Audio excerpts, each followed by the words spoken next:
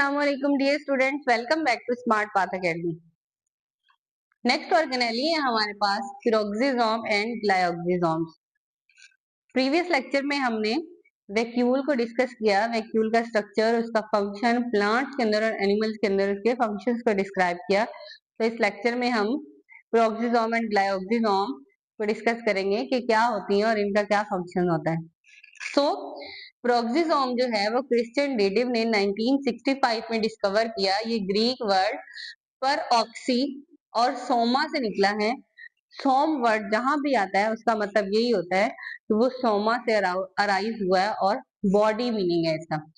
पर oxy mean इसमें hydrogen peroxide की वजह से इसको ये नेम दिया गया कि the body containing hydrogen peroxide. उस ऑर्गेनेली को क्या कहा जाता है? पिरोक्सिसोम कहा जाता है।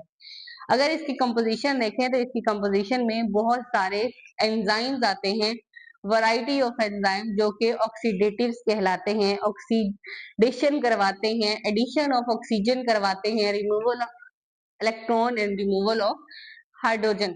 और उसके अलावा ये क्या करता है? ये प्रोटेक्ट रखता है डिफरेंट टॉक्सिक सब्सटेंसेस से सेल को।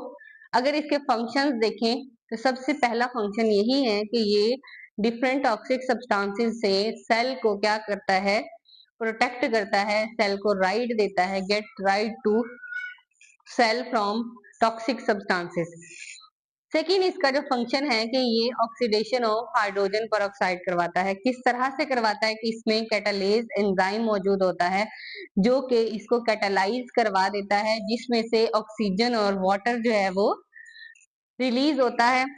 और उसके अलावा ये क्या करता है? हाइड्रोजन परऑक्साइड की डिकम्पोजिशन के साथ साथ हाइड्रोजन परऑक्साइड की कंपोजिशन भी करता है, फॉर्मेशन भी करता है। तीसरा जो इसका फंक्शन है, तीसरा जो पिरोक्सिसोम का फंक्शन है वो डिटॉक्सिफिकेशन ऑफ अल्कोहल करवाता है। किस तरह से कि लीवर सेल के अंदर ये बहुत ज्यादा अमाउंट में पाए जाते हैं एनिमल्स के अंदर, और ये क्या करते हैं? जो भी हार्मफुल सब्सटेंसेस वहां से रिलीज हो रहे होते हैं उन सबको डिटॉक्सिफाई कर देता है और उनको उनके अंदर से पॉइजनस सब्सटेंसेस को खत्म कर देता है। इसके अलावा जो डिजीज काज होती है पिरोक्सिसोम से वो कौन सी होती है? जिल्विगर डिजीज है, जिल्विगर सिंड्रोम है, जो कि पिरोक्सिसोम की कमी की वजह से होती है। अगर ये ऑर्गेनेली जो है वो एब्सेंट हो या फिर इस ऑर्गेनेली में कमी हो, नंबर्स में कमी हो, तो उसकी वजह से जो डिजीज काज होती है उसको जिल्विगर डिजीज कहा जाता है। और ये कंजेनिटल डिजीज है, मतलब ये कि ये बाय बर्थ होती है। बाय बर्थ ये डिजीज जो है वो काज हो जाती है। इसमें होता क्या है कि जो सिम्टम्स नजर आते हैं वो ये आते हैं कि ब्रेन डेवलपमेंट कम होती है, और उसके अलावा हियरिंग या विजुअल सेंस जो है उसमें कमी आ जाती है।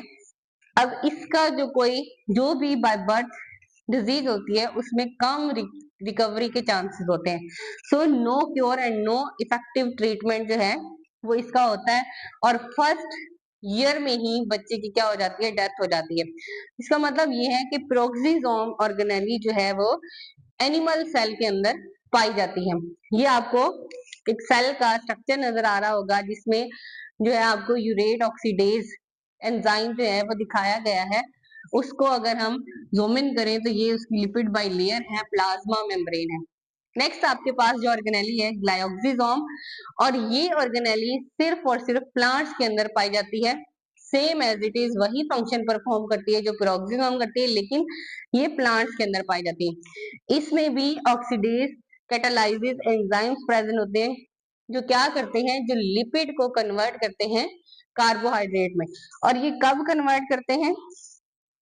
जो लिपिड रिच सीड्स होते हैं जैसे कि सोयाबीन सीड है या उसके अलावा कैस्टर बीन्स हैं, तो इन सब के अंदर लिपिड रिच ऑयल प्रेजेंट होता है। ये लिपिड्स ज्यादा प्रेजेंट होते हैं।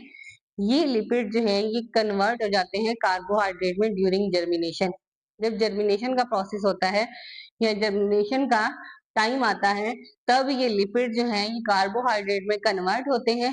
किस लिए कन्वर्ट होते हैं? ताकि सेल को एनर्जी मिल सके और वो प्लांट जो है वो ग्रो कर सके।